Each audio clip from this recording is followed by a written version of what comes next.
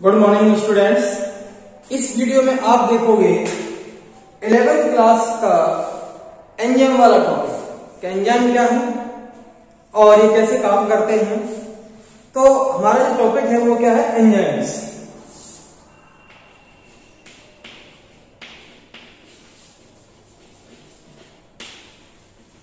इस टॉपिक को आप देखोगे एंजाइम्स। देखिए एंजाइम्स जो हैं कैटलिस्ट की तरह काम करते हैं, जो रेट ऑफ रिएक्शन को बढ़ा देते हैं। और ये एंजाइम किसके बने होते हैं, प्रोटीन के बने होते हैं। एंजाइम्स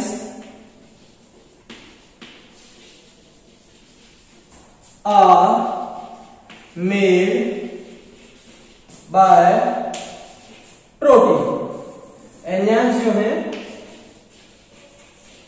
प्रोटीन के बने होते हैं।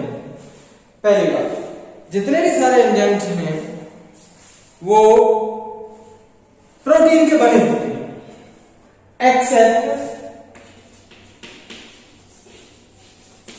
राइबोसोम। राइबोसोम को छोड़कर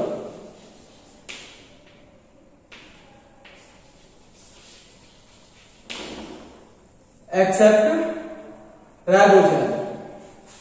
राइबोसोम को छोड़कर बाकी जितने भी सारे एंजाइम्स हैं वो किसके बने होते हैं, प्रोटीन के बने होते हैं।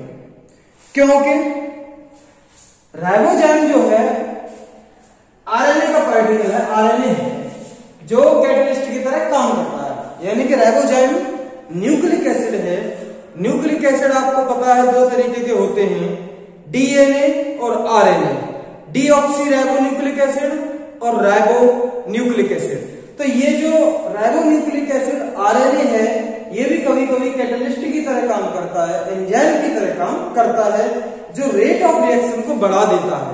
रेट ऑफ रिएक्शन का मतलब है कि रिएक्शन की जो प्रोसेस चल रही होती है उसको क्या कर देता है, ये बहुत इंक्रीज कर देता है। ठीक है, तो ये जो है हमारा राइबोसोम भी कैटलिस्ट की तरह, एंजाइम की तरह काम करता है। दूसरा वाला जो पॉइंट आता है, ribosome made by nucleic acid.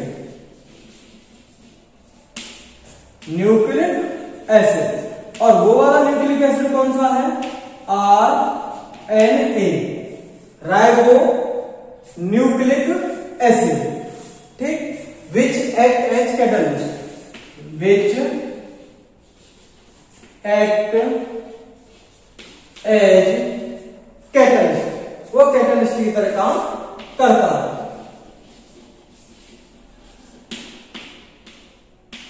Catalyst का मतलब जो रेट ऑफ रिएक्शन को बढ़ा देते हैं। मान लीजिए मुझे यहां से बलदेव जाना है, मैं पैदल जाऊंगा तो काफी टाइम लग जाएगा। मुझे यहां से कोई 2 किलोमीटर दूर एक डिस्टेंस पर जाना है, तो अगर मैं पैदल जाऊंगा तो उसके लिए काफी टाइम लग जाएगा। लेकिन जैसे ही बाइक पे जाता हूं तो मैं बहुत जल्दी फास्ट पहुंच जाऊंगा। तो रिएक्शन किसने बढ़ाई, मुझे पहुंचना था 2 किलोमीटर दूर, अगर मैं पैदल जाता तो धीरे धीरे गया, और अगर मैं बाइक से गया तो बहुत फास्ट चला गया, बहुत जल्दी चला गया। तो ये रिएक्शन, ये जो मुझे जल्दी कौन ले गया, बाइक ले गई। तो बाइक क्या काम कर रही है, यहाँ पे एंजाइम का काम कर रही है ना। वो रेट जो मैं चलने की रेट थी उसने उसे बहुत ज्यादा आगे बढ़ा दिया और फास्ट चला गया। तो इसीलिए कैटालिस्ट वो होते हैं जो रिएक्शन की रेट को, भाई केमिस्ट्री में आपने पढ़ा होगा, रिएक्शन है, यहाँ कोई सब्सटेंस होता है, यहाँ पर प्रोडक्ट बन जाता है, रिएक्शन चलती है। केमिस्ट्री में पढ़ा होगा तो वो रिएक्शन की जो रेट है उसको बहुत ज्यादा बढ़ा देते हैं, बहुत फास्ट कर देते हैं। वैसे मान लीजिए नॉर्मल कोई चीज 1 घंटे बनेगी, लेकिन अगर एंजाइम से वो चीज बहुत जल्दी बन जाएगी, 1 सेकंड में बन जाएगी। इतनी रेट ऑफ रिएक्शन को बढ़ा देते हैं। ठीक है, तो राइबोसोम भी न्यूक्लिक एसिड है, आरएनए है, वो कैटलिस्ट की तरह काम करता है। बाकी सारे जितने भी एंजाइम्स हैं वो प्रोटीन के बने होते हैं। ठीक, अब बात आती है एंजाइम्स में एक एक्टिव साइट होती है, ये प्रोटीन के बने होते हैं। तो ये मान लीजिए कोई एंजाइम है और यहां पर ये सब्सटेंस फिट होना है, तो ये सब्सटेंस फिट होना है। तो जहां पर कोई सबस्ट्रेट कोई पदार्थ सब्सटेंस फिट होता है उसको एंजाइम को हम क्या कहेंगे, एक्टिव साइट। ठीक है, तो ये पॉकेट जैसा और ये क्लेफ्ट, छोटा सा क्लेफ्ट होता है जो एंजाइम में पाया जाता है, यानी कि रिएक्शन की एक जगह स्पेशल होती है। तो हम लिख सकते हैं enzyme has an active site. Enzyme active site रखता है, एंजाइम एक्टिव साइट होती है by which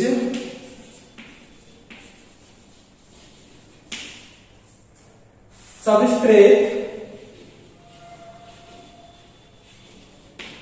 attached with enzyme,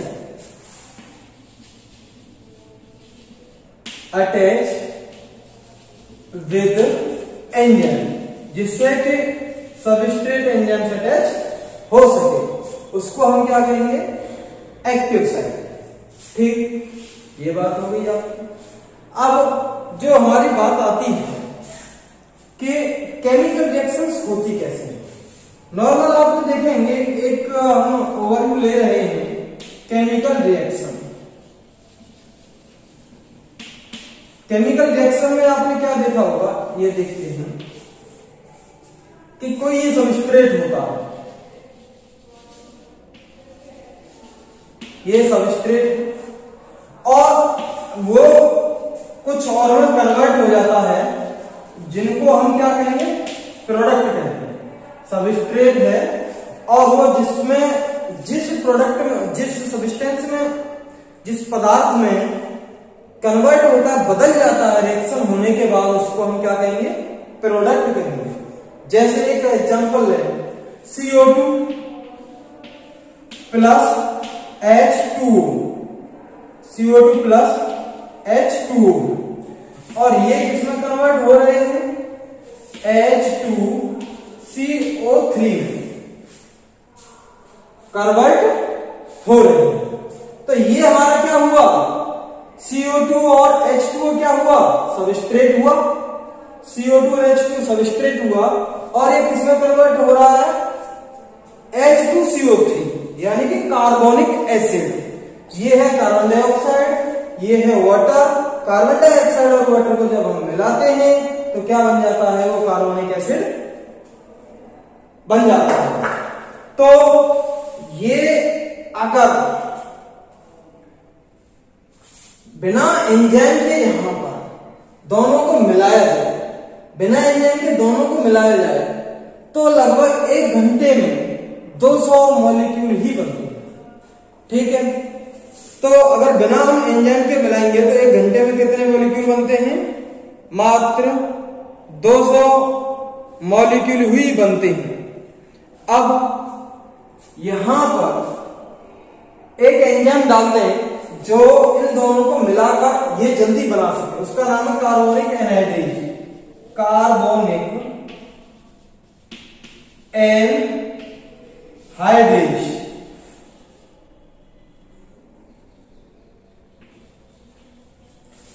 carbonic anhydrase. तो ये कार्बोनिक जो है एनहाइड्रेज एक एंजाइम है, ये क्या काम करता है, CO2 और वाटर को मिला देता है, क्या बनाता है, कार्बोनिक एसिड बनाता है। तो जब ये कार्बोनिक एसिड बनाता है तो बिना एंजाइम के 1 घंटे में, 1 आवर में कितने मॉलिक्यूल बनते हैं, 200 मॉलिक्यूल बनते हैं। लेकिन जैसे ही हम इस एंजाइम को डाल देंगे, कार्बोनिक एनहाइड्रेज को डाल देंगे, तो 1 सेकंड में कितने बनते हैं, 6 लाख मॉलिक्यूल बनते हैं। आगे समझे, 6 लाख मॉलिक्यूल बनते हैं 1 सेकंड में। इतना जबरदस्त काम करता है। बिना एंजाइम के 1 घंटे में 200 मॉलिक्यूल बन रहे थे, कार्बन डाइऑक्साइड और वाटर आपस में मिल रहे हैं बिना एंजाइम के, तो कार्बोनिक एसिड के 1 घंटे में 200 मॉलिक्यूल बन रहे थे। और जैसे ही हमने एंजाइम डाला तो 1 सेकंड में 6 लाख मॉलिक्यूल बने। ये तो भैया मिसाइल पे चढ़ गया आदमी, कितनी जबरदस्त स्पीड में जा रहा है। तो ये एंजाइम का कमाल है। तो रेट ऑफ रिएक्शन को जो हाई कर देते हैं तो उसे हम क्या कहते हैं, एंजाइम्स कहते हैं, कैटालिस्ट कहते हैं। तो हम कैटालिस्ट पे यहां पर ब्रैकेट में लिख सकते हैं catalyst increase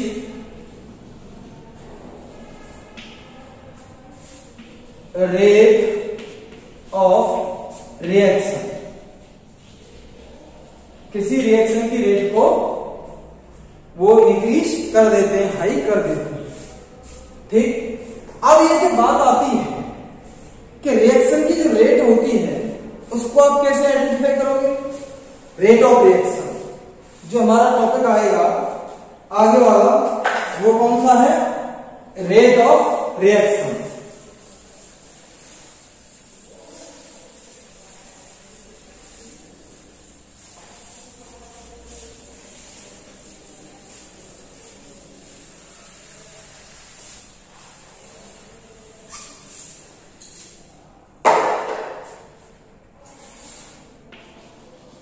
rate of reaction, rate of reaction को कैसे इंक्रीज किया जा सकता, मतलब रेट ऑफ रिएक्शन किसे कहते हैं, कुल मिला के बात ये है। इंक्रीज कैसे किया जा सकता है, एंजाइम की हेल्प से। रेट ऑफ रिएक्शन कैसे कहेंगे, देखिए रेट कितने टाइम में कितना प्रोडक्ट बना, तो उसे हम क्या कहेंगे, रेट ऑफ रिएक्शन। तो delta product upon delta time, यानी कितने टाइम में कितना प्रोडक्ट बन रहा है, इसको हम क्या कहेंगे, उस रिएक्शन की रेट कहते हैं। जैसे मान लीजिए मैं आधे घंटे में 2 किलोमीटर जा रहा हूं, तो टाइम कितना है, आधा घंटा, आधा घंटा लगा, 30 मिनट लगा, और किलोमीटर कितने जा रहा हूं, 2 किलोमीटर जा रहा हूं।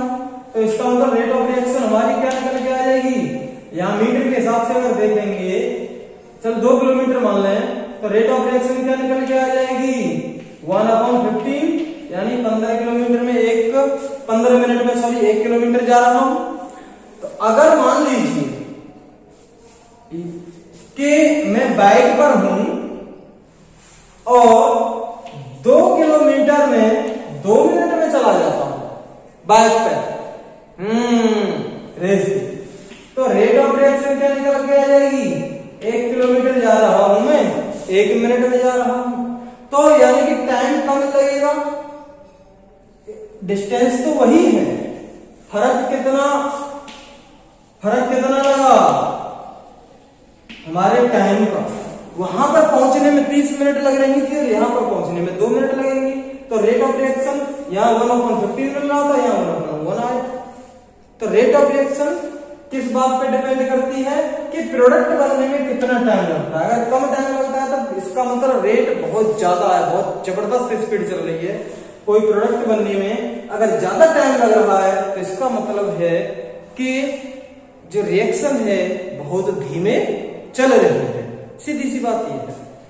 अच्छा, ये हो गया आपका रेट ऑफ रिएक्शन। अब आ जाता है मेटाबॉलिक पाथवे। मेटाबॉलिक पाथवे क्या है, इसको हम देखते हैं। Metabolic pathway,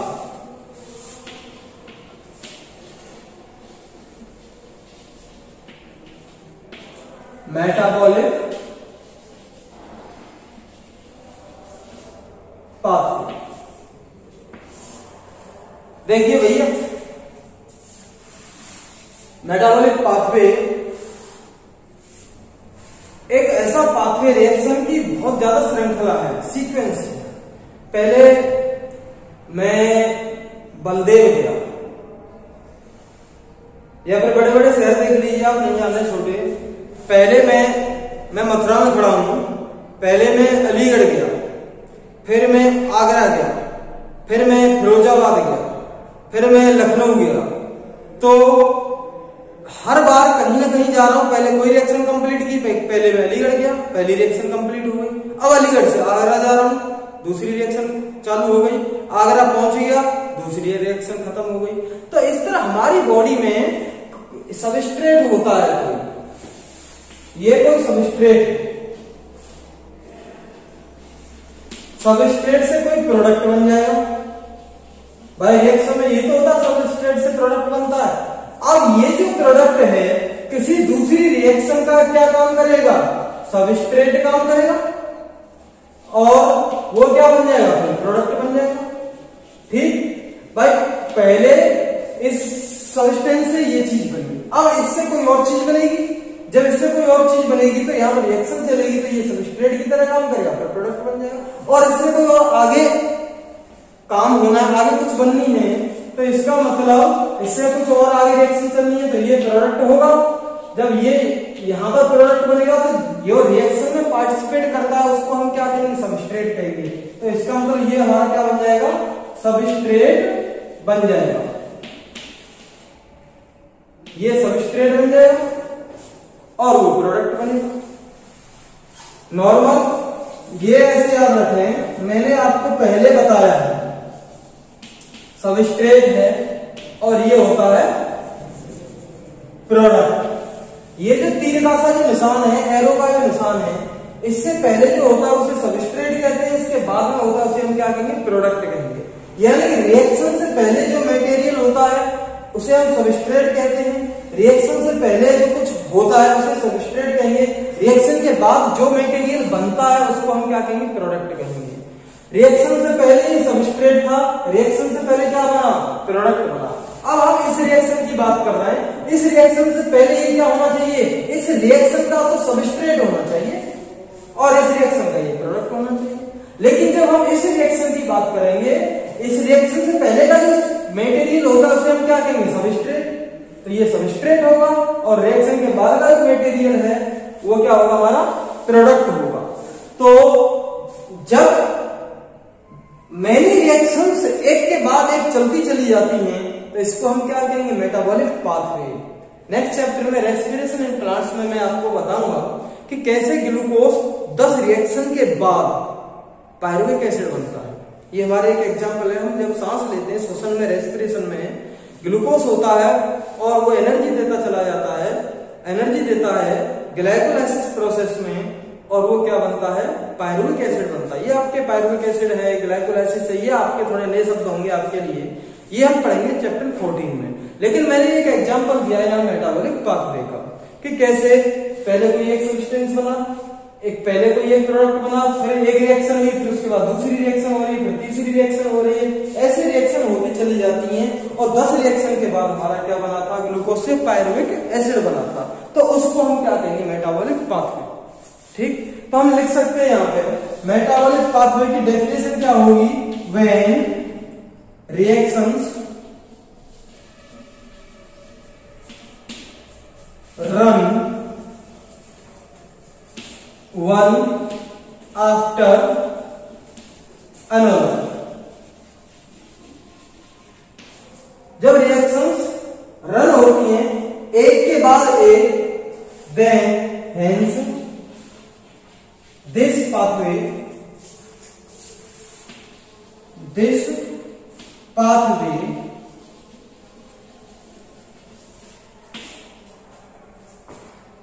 represent metabolic pathway.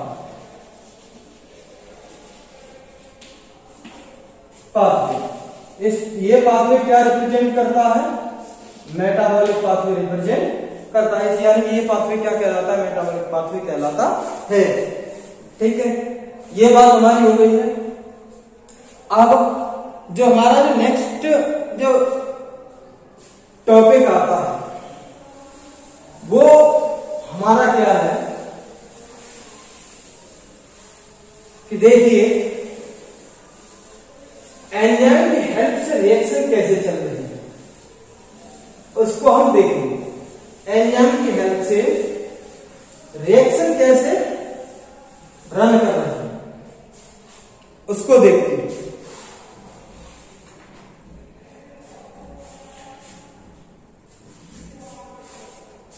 एक ग्राफ से मैं आपको यहां पर समझाने की कोशिश करूंगा।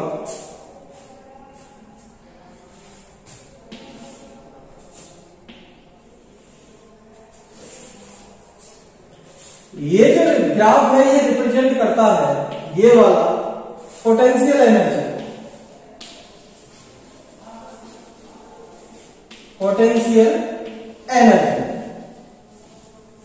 और ये वाला जो ग्राफ है ये किसको रिप्रेजेंट करता है? Progress of reaction, progress of reaction को रिप्रेजेंट करता है। ठीक, अक्षय पोटेंशियल एनर्जी को ये रिप्रेजेंट कर रहा है, प्रोग्रेस ऑफ रिएक्शन को ये रिप्रेजेंट कर रहा है। यहां पर एनर्जी एक एग्जांपल माने यहां 100 होगी, 200, 300, 400, 500, 600, 700, 800, जितना ऊपर चलते चले जाएंगे एनर्जी बढ़ती चली जाएगी, और इधर जितना आगे चलते चले जाएंगे रिएक्शन की प्रोग्रेस बढ़ती चली जाएगी कि हाँ रिएक्शन इतनी हो गई, हमारी रिएक्शन यहां पर इतनी कंप्लीट हो रही है। ठीक, अब ये बात हो गई। दूसरी वाली बात देखोगे आप, इस एक्सिस को मानना चाहें तो इस एक्सिस को हम एक्स एक्सिस मान सकते हैं और इस एक्सिस को हम वाई एक्सिस मान सकते हैं। ये हमारा एक्स एक्सिस है, एक्स रिप्रेजेंट करता है प्रोग्रेस ऑफ रिएक्शन को और वाई रिप्रेजेंट करता है पोटेंशियल एनर्जी। एनर्जी किसी सबस्ट्रेट की यहां पर है, सबस्ट्रेट का मतलब यहां एस लिख रहा हूं, यहां पर लिख देता हूं मैं सबस्ट्रेट, सबस्ट्रेट एस और प्रोडक्ट पी। सबस्ट्रेट ये है बिना एनर्जी के, सबस्ट्रेट की यहां पर एनर्जी ये है, सबस्ट्रेट की एनर्जी कौन सी है? ये वाली पोटेंशियल एनर्जी। बिना एंजाइम के इसको ज्यादा एनर्जी देनी पड़ेगी जब ये प्रोडक्ट बनता है। ये जो एनर्जी देनी पड़ रही है इतनी और एक्स्ट्रा एनर्जी देनी पड़ेगी भाई, यहां से यहां तक तो इसके पास एनर्जी ऑलरेडी है, और इसको रिएक्शन चालू करने के लिए, इसको प्रोडक्ट में बनाने के लिए, प्रोडक्ट में जब यहां से यहां पर जाएगा ये प्रोडक्ट बनेगा, तो बिना एंजाइम के इसको इतनी ज्यादा यहां तक एनर्जी देनी पड़ेगी जब जाके इसकी रिएक्शन चालू होगी और ये प्रोडक्ट में कन्वर्ट हो जाएगा। एंजाइम के साथ, अगर ये प्रोडक्ट है एंजाइम के साथ इसको इतनी एनर्जी देनी पड़ेगी और जब ये प्रोडक्ट में कन्वर्ट हो जाएगा। तो यानी कि ये जो एनर्जी है इसको हम क्या कहेंगे? Activation energy. यहां से यहां तक जो एनर्जी दी इसे एक्टिव करने के लिए तो दी, चालू करने के लिए, ताकि प्रोडक्ट में कन्वर्ट हो जाए, रिएक्शन चालू करने के लिए तो हमने एनर्जी दी। ये एनर्जी जो दे रहे हैं यहां से यहां तक जो एनर्जी है जितनी ऊपर है इसे हम एक्टिवेशन एनर्जी कहते हैं। तो activation energy with enzyme, with enzyme, और ये वाली कौन सी होगी? एक्टिवेशन एनर्जी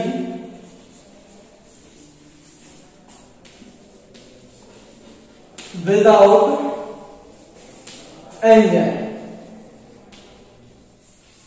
बिना एंजाइम के एक्टिवेशन एनर्जी कौन सी हमारी? तो बताइए भैया, बिना एंजाइम के एक्टिवेशन एनर्जी कम होगी कि ज्यादा होगी? बिना एंजाइम के, विदाउट, बिना एंजाइम के एक्टिवेशन एनर्जी ज्यादा होती है, यहां तक एनर्जी देनी पड़ेगी इसको। और अगर एक्टिवेशन एनर्जी की बात करें एंजाइम के साथ, विद एंजाइम, तो एनर्जी, एक्टिवेशन एनर्जी यहां तक ही इसको देने की जरूरत पड़ेगी। ठीक, तो ये हो जाएगा हमारा एक्टिवेशन एनर्जी विद एंजाइम और एक्टिवेशन एनर्जी विदाउट एंजाइम। यहां पर आपको एक बात और समझ में आ रही होगी कि ये जो प्रोडक्ट है प्रोडक्ट की एक्टिवेशन एनर्जी क्या है भैया? प्रोडक्ट की एक्टिवेशन एनर्जी हमारी यही तो होगी। प्रोडक्ट की एक्टिवेशन एनर्जी ये है हमारी, ये है प्रोडक्ट की एक्टिवेशन एनर्जी। तो सॉरी, प्रोडक्ट की एनर्जी, सबस्ट्रेट की एनर्जी यहां पर ये, प्रोडक्ट की एनर्जी यहां पर ये। इसका मतलब सबस्ट्रेट में ज्यादा एनर्जी थी, प्रोडक्ट में यहां पर कम एनर्जी है। भाई प्रोडक्ट की जब प्रोडक्ट यहां पर है तो प्रोडक्ट की एनर्जी हम यहीं पे तो रिप्रेजेंट करेंगे, सबस्ट्रेट यहां पर तो सबस्ट्रेट की एनर्जी यहां पर रिप्रेजेंट करेंगे। ये सबस्ट्रेट की एनर्जी है ये वाली, और ये प्रोडक्ट की एनर्जी है। तो एनर्जी किसकी ज्यादा है? सबस्ट्रेट की ज्यादा एनर्जी है, प्रोडक्ट की कम एनर्जी है। ऐसी रिएक्शन जिनमें सबस्ट्रेट की एनर्जी ज्यादा होती है, प्रोडक्ट की एनर्जी कम होती है, तो इसका मतलब एनर्जी उसमें से निकलेगी। भाई देखिए ये क्या होता है रिएक्शन, सबस्ट्रेट से क्या बनना है? प्रोडक्ट बनना है। सबस्ट्रेट में एनर्जी मान लीजिए 500 थी और प्रोडक्ट में एनर्जी है 150। तो एनर्जी जब सबस्ट्रेट से प्रोडक्ट बना तो इसका मतलब 350 एनर्जी बाहर निकली है। जब ही तो ये सबस्ट्रेट से प्रोडक्ट बना है, 500 वाली एनर्जी से 150 वाली एनर्जी में गया है, क्योंकि इसने एनर्जी को लॉस किया है और 350 एनर्जी को लॉस किया है। ऐसी रिएक्शन, ये मैंने एक एग्जांपल लिया था। यहां पर आपको ऐसा समझना है कि ऐसी रिएक्शन जिनमें एनर्जी बाहर निकलती है उनको हम क्या कहेंगे? Exothermic reaction. Exothermic reaction. और ऐसी एनर्जी जिनमें प्रोडक्ट की एनर्जी ज्यादा होगी, सॉरी ऐसी रिएक्शन जिनमें प्रोडक्ट की एनर्जी ज्यादा होगी, सबस्ट्रेट की एनर्जी कम होगी, तो बाहर से वो एनर्जी लेगा, तो उनको हम क्या कहेंगे? Endothermic reaction.